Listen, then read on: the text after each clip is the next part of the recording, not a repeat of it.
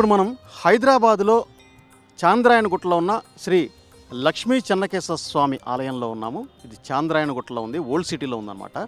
ఈ ఆలయాన్ని చాలా పురాతనమైనదిగా చెప్తూ ఉంటారు. కనీసం 800 సంవత్సరాల చరిత్ర ఉన్న ఆలయం అన్నమాట ఇది.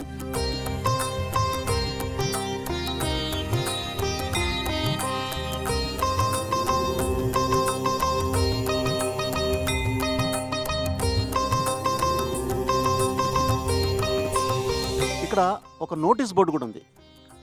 రక్షిత స్మారక చిహ్నం 1960 ఆంధ్రప్రదేశ్ ప్రాచీన చారిత్రక స్మారక చిహ్నములు మరియు పురావస్తు స్థలముల అవశేషముల చట్టం 1960లో 7వ చట్టం ప్రకారం ఈ స్మారక చిహ్నం ప్రాచీన స్మారక చిహ్నంగా ప్రకటించబడినది. దీన్ని ధ్వంసం చేయటం, తొలగించడం, పాడు చేయడం, మార్పు చేయడం, రూపం చెడగొట్టడం, చెరుపు చేయడం లేక దురుపయోగ పరచట్టము చేసే వారికి సదరు చట్టంలోని 31 ఆర్టికల్ 1 విభాగం ప్రకారం 3 మాసముల పాటు ఖైదు శిక్షకు లేదా 5,000 రూపాయల వరకు జరిమానాకు లేదా రెండింటికి పాత్రలవుతారు. ప్రాచీన స్మారక చిహ్నాలే పూర్వీకులు మనకిచ్చిన సంపదలు, వాటిని పాడు చేయకండి. సంచాలకులు తెలంగాణ పురావస్తు మరియు ప్రదర్శనశాలల శాఖ హైదరాబాద్ వారు జారీ చేసినటువంటి బోర్డు అన్నమాట ఇది. అలాగే తెలుగులో, ఉర్దూలో, ఇంగ్లీష్లో ఈ బోర్డు ఉంది.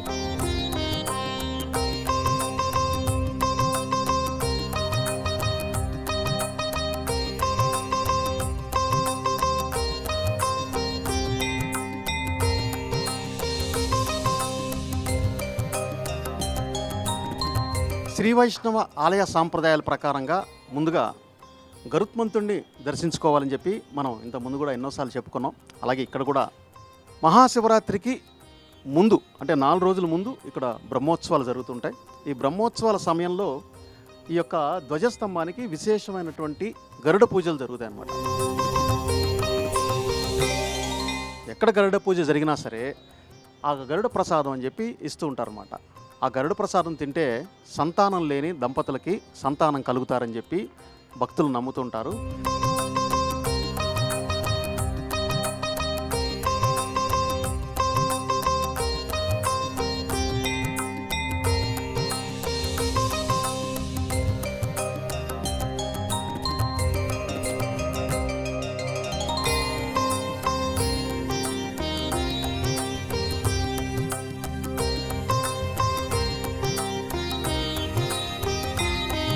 శ్రీ శ్రీ శ్రీ స్వయంభూ చెన్నకేశ్వర స్వామి సన్నిధిలో ఉన్నాం మనం ఇప్పుడు. చెన్నకేశ్వర స్వామిని చూడండి, మీసాలు, నామాలు, దండతో అలంకరించి ఉన్నారు. మకర తోరణంతో 2 విగ్రహాలు కూడా ఉన్నాయి కింద, అలాగే పైన కూడా మకర తోరణంతో అలంకరించబడి ఉన్నారు. అలాగే ఈ ముందుకు వస్తే శ్రీదేవి, భూదేవి, నీలాదేవితో స్వామివారి ఉత్సవమూర్తులు అన్నమాట విగ్రహాలు ఇవి.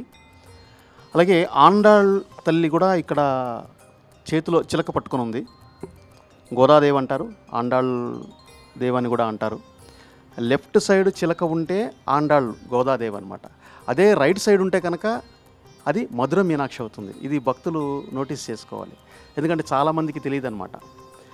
లెఫ్ట్ సైడ్ ఉంటే చిలక, లెఫ్ట్ సైడ్ ఉంటే గోదాదేవి, రైట్ సైడ్ ఉంటే మధుర మీనాక్షి అన్నమాట.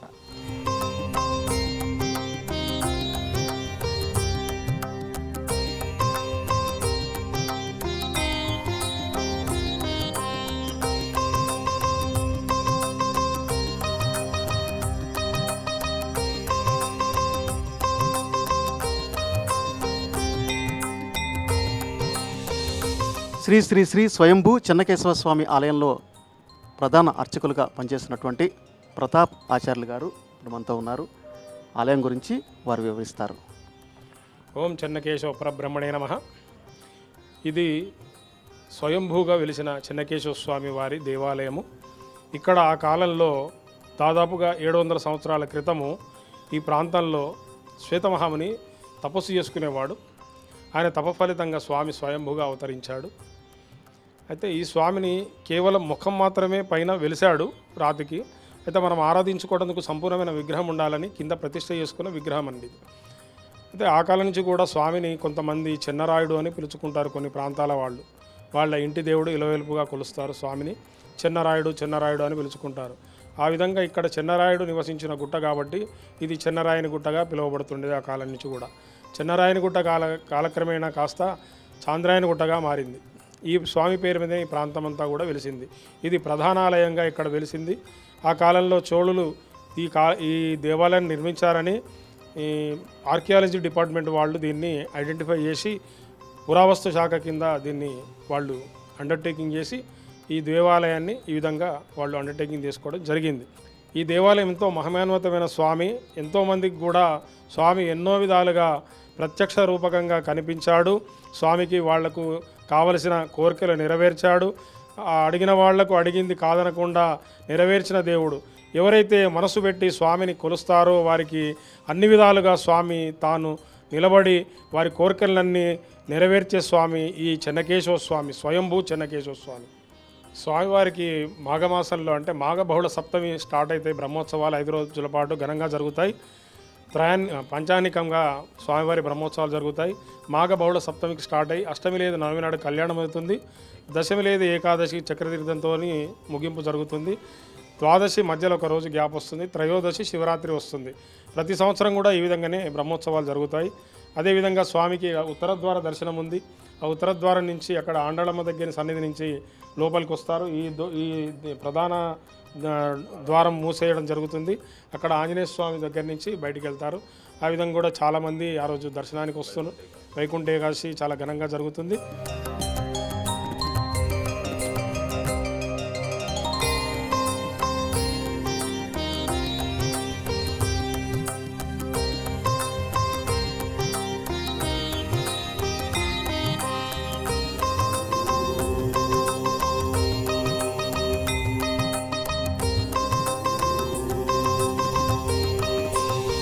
ఇక్కడ విశేషమైనటువంటి పూజలు జరుగుతుంటాయి అన్నమాట. ముఖ్యంగా పిల్లలు లేని దంపతులు పూజలు చేసుకుంటే ఇక్కడ పిల్లలు కలుగుతారని, అలాగే పెళ్లి కాని ఆడవాళ్ళు కానీ మగవారు కానీ ఇక్కడికి వచ్చి పూజలు చేసుకుంటే త్వరగా పెళ్ళిళ్ళు అవుతాయని, మంచి విద్యాభ్యాసాలు అవుతాయని ఇక్కడ భక్తులు ప్రగాఢ విశ్వాసం. అలాగే ఇక్కడున్న చెన్నకేశవ స్వామి ఆలయంలో గోదాదేవి విగ్రహాన్ని కూడా మనం ఇక్కడ చూడొచ్చు. శ్రీ భగవత్ రామాంజుల వారు, అలాగే నమ్మాళ్వార్, పెరియాళ్వార్ కూడా ఈ ఆలయంలో ఉన్నారు. ధనుర్మాస సమయాల్లో ఇక్కడ చాలా ప్రత్యేకమైనటువంటి పూజలు జరుగుతుంటాయి. ఈ ధనుర్మాసంలో పాసురాలు చదవడం, అలాగే తిరుప్పావై, తిరుపళ్ళిచ్చి ఇవన్నీ కూడా ఇక్కడ జరుగుతూ ఉంటాయి ఈ ఆలయంలో చాలా విశేషంగా. అలాగే గోదాదేవికి ముఖ్యంగా ప్రత్యేకమైనటువంటి పూజలు అవి జరుగుతుంటాయి. ఆ భోగి రోజున ఇక్కడ గోదా కళ్యాణం ఇలాంటివన్నీ కూడా ఈ ఆలయంలో జరుగుతుంటాయి. అంటే ప్రతి శ్రీ వైష్ణవుల ఆలయంలో కూడా ఇలాంటి కార్యక్రమాలన్నీ జరుగుతుంటాయి. ముఖ్యంగా ఇక్కడ గోదాదేవి ఉంది కనుక ఇవన్నీ ఖచ్చితంగా ఇక్కడ నిర్వహించి తీరుతున్నారు.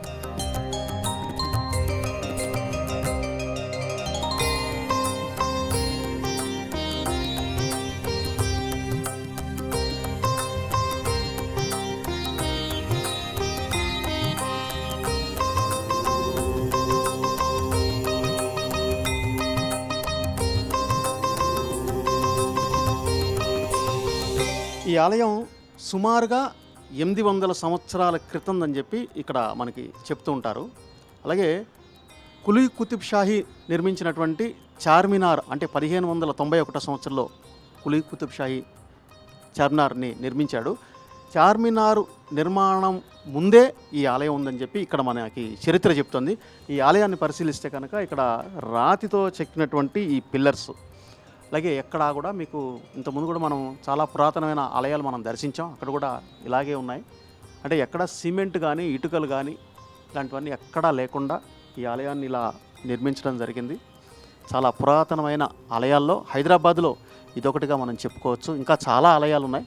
1 by 1 మనం ప్రతిదీ కూడా తీసుకుని వస్తున్నాము.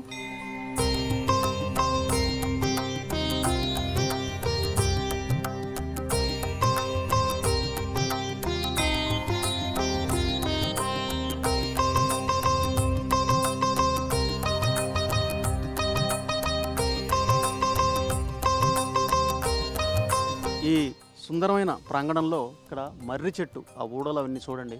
అలాగే ఇక్కడ వేప చెట్టు కూడా ఇందులోంచే ఉంది. ఇది ఎంత పురాతనమైందంటే ఈ ఆలయం మనకి తెలుస్తుంది. ఈ చెట్టుకే కనీసం కొన్ని వందల సంవత్సరాలు ఉంటాయని చెప్పి అంచనా వేస్తున్నారు ఇక్కడ వాళ్ళు. అలాగే ఇక్కడ మండపం చూస్తే ఈ మండపంలో కళ్యాణాలు, ఉత్సవాలు అవి జరిగినప్పుడు ఇక్కడ నిర్వహిస్తూ ఉంటారట ఇక్కడ కార్యనిర్వాహక సభ్యులు.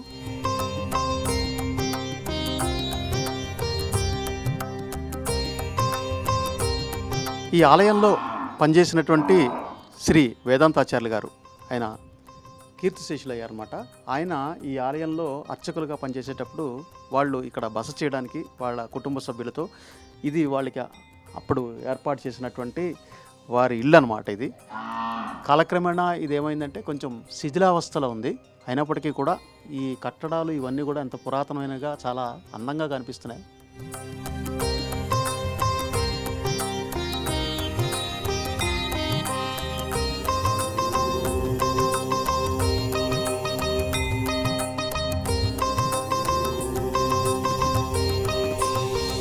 శ్రీ లక్ష్మీ చెన్నకేశవ స్వామి ఆలయంలో ఇక్కడ గోశాల కూడా ఉందన్నమాట.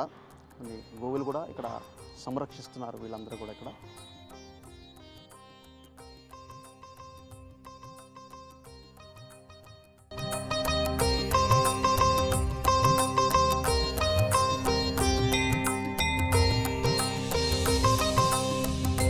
పూర్వం ఈ ఏరియా అంతా కూడా అడవులు, కొండలు, గుట్టలతో ఉండేదన్నమాట. అలాంటి సమయంలో నిర్మించినటువంటి ఆలయం ఇది కూడా ఒక కొండ మీదే ఉంది. అంటే సుమారుగా చార్మినార్ కంటే ఎక్కువ ఎత్తులో ఉన్నటువంటి ఆలయం అన్నమాట శ్రీ లక్ష్మీ చెన్నకేశవ స్వామి ఆలయం. అలాగే ఇదంతా చూస్తుంటే మీరు ఈ సిటీ అంతా కూడా ఇక్కడ నుంచి కనపడుతూ ఉంటుంది చూడండి. అన్ని పెద్ద పెద్ద బిల్డింగ్స్, రోడ్స్ అన్నీ కూడా ఇక్కడ నుంచి కనబడుతుంటాయి. అలాగే ఫలక్నామా ప్యాలెస్ కూడా కనబడుతుంటుంది ఇక్కడ నుంచి. చాలా హైట్గా ఫలక్నామా ప్యాలెస్ కూడా కనిపిస్తుంటుంది చూడండి. ఇప్పుడు మనం విజువల్స్లో చూస్తుంటే మనకి ఇక్కడ చార్మినార్ కనిపిస్తుంది. చార్మినార్ ఆ 4 పిల్లర్స్ ఏవైతే ఉన్నాయో ఆ మీనార్స్, ఆ మధ్యలో నుంచి మనం అబ్జర్వ్ చేస్తే కనుక బిర్లా మందిర్ కూడా మనకి ఇక్కడ కనిపిస్తుంటుంది హైట్లో. అంత ఎత్తులో ఉందన్నమాట ఈ లక్ష్మీ చెన్నకేశవ స్వామి ఆలయం చాంద్రాయణగుట్టలో.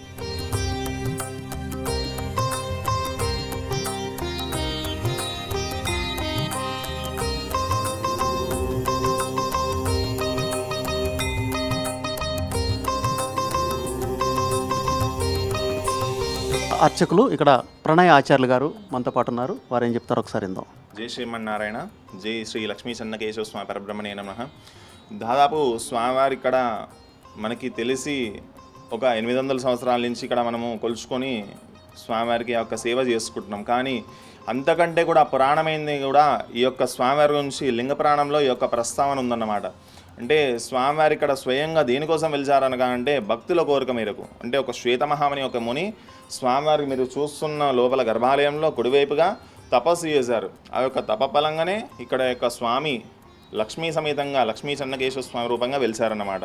అయితే కాలక్రమేణా మనము స్వామివారిని కేవలము సగం రూపం వరకే కొలుచుకుంటున్నాం అనే ఉద్దేశంతో ఇక్కడ ఎవరైతే రాజు చంద్రాయుడు అనే ఒక రాజు స్వామివారి ఆ యొక్క రూపం అంతా కూడా, అంటే మీరు ఇక్కడ కింద చూస్తున్న స్వామిని ప్రతిష్ట అనేది చేసుకున్నారు ఇక్కడ ప్రజలు కానీ రాజు కానీ నిర్ణయించుకొని. అనాదిగా ఆ కాలం నుంచి బ్రహ్మోత్సవాలు కానీ ఇతర సేవలు కానీ కొనసాగిస్తుండే. అయితే ఇక్కడ చాలామంది రాజులు కూడా వచ్చేసి స్వామివారికి సారి సమర్పించినాకనే వాళ్ళ యొక్క ఏదైతే స్వాహారి ఉంటుందో అది ముందర జరిగేదట. అంటే ఇక్కడ అనాదిగా ఇక్కడ స్వామివారికి ఏదైనా కోరిక అనుకొని ఆ యొక్క కోరిక నెరవేరినాక స్వామివారికి ఏదైనా సమర్పించుకుంటేనే వాళ్ళకి ఆ తృప్తి అనేది ఎప్పటికీ ఉండిపోతుందట. చాలా అందమైన రూపం గలవాడు స్వామి. ఇక్కడ మీరు చూసుకుంటే స్వామివారికి పైపంచ ఉండదు. ఎందుకోసం అనగా అంటే భక్తుల కొరకు స్వామి చెన్నకేశవ అని పిలిస్తే ఆ స్వామి పైపంచ కూడా వదిలేసి వస్తారట. అంటే ఆ ఆగమేఘాల మీద కోరిక భక్తులకి దర్శనార్థము స్వామివారు వచ్చేస్తారట. అందుకని మీకు ఇక్కడ స్వామివారికి ఏకవస్త్రంతోనే కనిపిస్తారు స్వామి. పై ఉత్తరీయం ఉండదు. ప్లస్ ఇంకోటి ఏంటంటే స్వామివారికి శంకుచక్ర అపసవ్య దిశలో ఉంటాయి. మీకు గజేంద్ర మోక్షంలో స్వామి శంకుచక్రాలే మర్చిపోయి వస్తాడు. కానీ ఇక్కడ స్వామికి ఆ యొక్క ఎవరైతే శ్వేతమహాముని ఉన్నారో ఆ తపఫలంగా ఆ తపమును ఆ స్వామివారి యొక్క నామం వినిపిస్తే ఆయన శంకుచక్రాలు సరి చేసుకోకుండా వచ్చారట. అందుకని ఇక్కడ ఈ యొక్క స్వామివారికి పై వస్త్రం ఏకవస్త్రం మీద ఉంటారు. ఆ శంకుచక్రాల అపసవ్య దిశలో ఉంటాయి అన్నమాట. మేము వచ్చిన దగ్గర నుంచి చాలామందికి అంటే ఇది వాస్తవంగా విన్నది ఏమంటే ఇక్కడ స్వామివారి సామాన్యంగా ఎవరైనా రప్పించుకోరు. ఒక్కసారి ఎవరైనా అతి కష్టం మీద రప్పించుకుంటాడు స్వామి. ఒక్కసారి రప్పించుకున్నారంటే వారి జీవితంలో ఏదైనా ఏ కోరుకున్నా కూడా నెరవేరిస్తే పంపిస్తాడు. అంటే మనము అతన్ని మర్చిపోయినా స్వామివారు మనల్ని మర్చిపోరు. అంటే ఏదైనా మనకి ఆ యొక్క కోరిక తీర్చే పంపిస్తాడు స్వామి.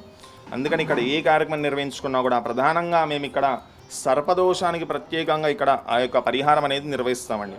అంటే సంతానం లేనివారు, వివాహం కానివారు, లేకుంటే జీవితంలో ముందుకు వెళ్ళలేని వారు, ఈ యొక్క సర్పదోషాలతో ఇబ్బంది పడేవారు, ముఖ్యంగా ఇక్కడ కాలసర్పదోషానికి యొక్క పరిహారం చేసుకొని ఎంతోమంది ఆ సంతానానికి పొందడం కానీ, కళ్యాణం కానీ వాళ్ళకి కళ్యాణం అవ్వడం కానీ, వాళ్ళకి ఉద్యోగం రాని వాళ్ళకి ఉద్యోగం రావడం కానీ, కుటుంబంలో సుఖ సంతోషాలు కానీ, ఈ యొక్క పరిహారం ఒక్కటనే కాదు. మనకి పక్కన క్షేత్రపాలకుడు ఆంజనేయ స్వామి వారు ఉన్నారు.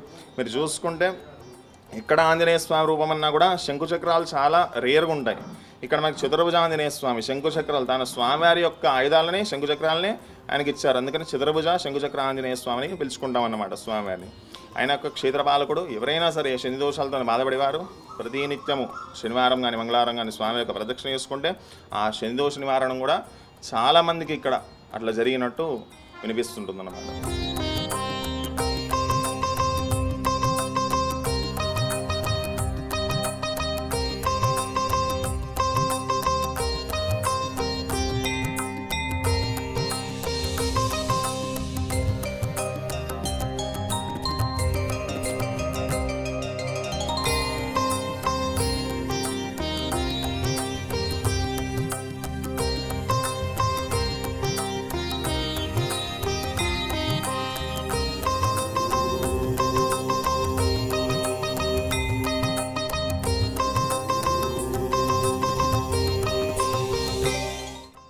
శివాలయం కేశవగిరి, చాంద్రాయణగుట్ట, భాగ్యనగరం.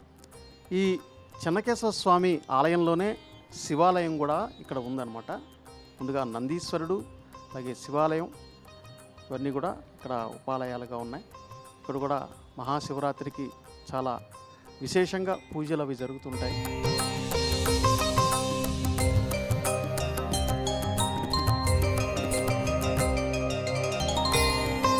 చాలా పురాతనమైనటువంటి ఆలయం అన్నమాట ఈ ఆలయం కూడా. ఈ తలుపులు ఇవన్నీ కూడా చూస్తే కొన్ని వందల సంవత్సరాల క్రితం తయారు చేసినటువంటి తలుపులు ఇవన్నీ కూడా.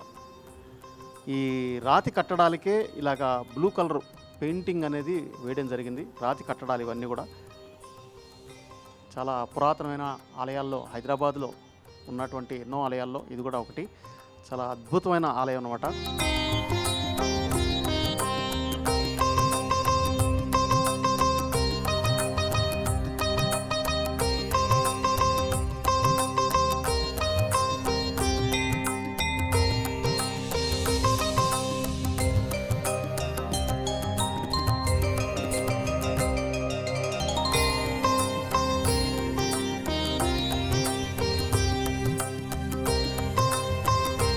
శ్రీ శ్రీ స్వయంభూ చెన్నకేశవ స్వామి ఆలయ చరిత్ర. జై శ్రీమన్నారాయణ. ఇప్పుడు మనం చాంద్రాయణగుట్టగా పిలుచుకుంటున్న ప్రాంతం ఒకప్పుడు దట్టమైన అడవిగా ఉండేది. ఆ అడవిలో ఈ గుట్టపై కొండ గుహ, ఆ గుహలో శ్రీ శ్వేతమహాముని తపస్సు చేసుకునేవాడు. ఆ శ్వేతమహాముని తపఫలితంగా శ్రీ చెన్నకేశవ స్వామి స్వయంభూగా ఆ గుట్టపైనున్న గుహలో వెలిశాడు. ఒకరోజు ఔరంగజేబు ఈ దారి నుండా వెళ్తుండగా అతని గుర్రాలు ముందుకు కదలకుండా మారాన్ చేశాయి. ఇలా అతనికి 2-3 పర్యాయాలు జరిగింది. ఇలా ఎందుకు జరుగుతుందని అతను వాకప్ చేస్తే గుట్టపైనున్న గుహలో దేవుడు ఉన్నాడని ఎవరో చెప్పారు. అంత మహత్యం ఏముందో ఈ దేవుడిలో చూద్దామని కొండపైకి ఔరంగజేబు రాబోయాడంట. కొండపైకి కొద్ది దూరం ఎక్కగానే గుహల నుండి సూర్యకాంతి సమానమైన వెలుగు వచ్చింది. అది చూసిన ఔరంగజేబు నిజంగానే స్వామి మహిమ చూసి వెలుదిరిగాడు. ఆ తర్వాత చోళరాజులు ఈ ప్రాంతంలో 300 ఎకరాలు స్వామివారికి కేటాయించి ఆ గుట్టపైన ఉన్న గుహనే దేవాలయంగా నిర్మించారు.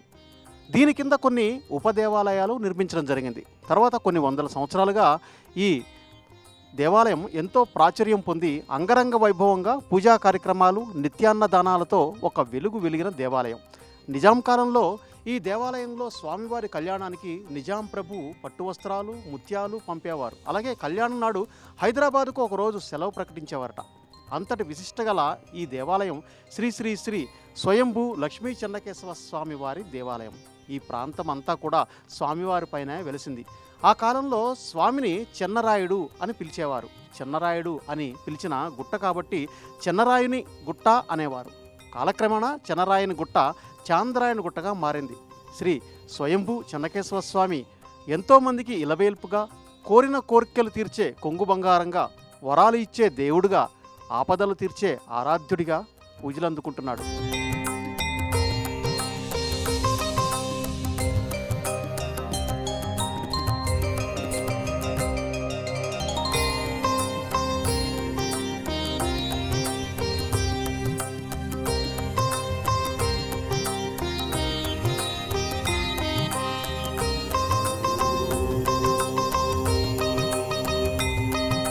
ఇప్పుడు మనం హైదరాబాదులో చాంద్రాయణగుట్టలో ఉన్న శ్రీ చెన్నకేశవ స్వామి ఆలయంలో ఉన్నాం. ఆ ఆలయంలో ఇంకొక ఉపాలయము ఆంజనేయ స్వామి ఉన్నారు ఇక్కడ. ఈ ఆంజనేయ స్వామి ప్రత్యేకత ఏంటంటే ఈయన విష్ణుమూర్తిలాగా శంకు చక్రాలు ధరించి సింధూరం పూసి ఉంటారన్నమాట. షడ్భుజి అంటే 4 చేతులతో ఉండే ఆంజనేయ స్వామిని మనం ఇక్కడ దర్శించుకోవచ్చు. చాలా పురాతనమైనటువంటి ఆలయం. కనీసం 700-800 సంవత్సరాల చరిత్ర ఉందని ఇక్కడ మనకి ఆధారాలు కూడా ఉన్నాయి.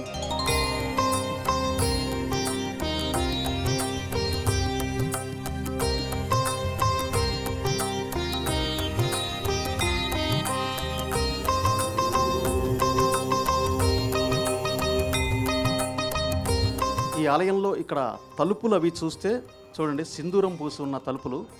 ఈ తలుపులు ఇవన్నీ కూడా చాలా పురాతనమైనటువంటి వంట. ఇలాంటి ఆలయంలో చిన్న చిన్న తలుపులు ఎందుకు ఉంటాయంటే ప్రతి భక్తుడు కూడా తల వంచుకుని ఉండాలి దేవుడి దగ్గరకు వచ్చేటప్పుడు అన్న ఉద్దేశంతో అలా కట్టి ఉంటారని చెప్పి చరిత్రకారులు చెప్తూ ఉంటారు. అలాగే ఈ ఆలయాన్ని ఇక్కడ ఉండి సంరక్షించే వ్యక్తుల్లో ఒక అతను భక్తుడు. గత కొన్నేళ్లుగా ఇక్కడి నుంచే ఈ ఏరియాలో ఉంటూ ఇదే కొండ మీద ఉంటూ స్వామివారికి సేవలు చేసుకుంటూ ఉన్నారు. భక్తుడు రంజిత్. జై శ్రీమన్నారాయణ. చతుర్భుజ ఆంజనేయ స్వామికి ప్రతి ఏ సందర్భం వచ్చినా కానీ సింధూర సేవలు నేనే చేస్తాను. ఫస్ట్ ఇక్కడ పూర్వం ఇక్కడనే ఉంటాను నేను. ఇక్కడ ఉండి కూడా 23 years అవుతుంది. గుడిని చూసుకుంటా, టెంపుల్ని చూసుకుంటా, ఆంజనేయ స్వామికి సింధూరం అలంకరణ చేసుకుంటూ ఉంటాను ఇక్కడ నేను. విశేషమైన స్వామి. మనకు ఏ కోరికలు ఉన్నా కానీ కోరికలు తీర్చేవారు స్వామి అంటారు. ఆంజనేయ స్వామి కాకుండా చతుర్భుజ ఆంజనేయ స్వామి అని పేరు పడుతుంది.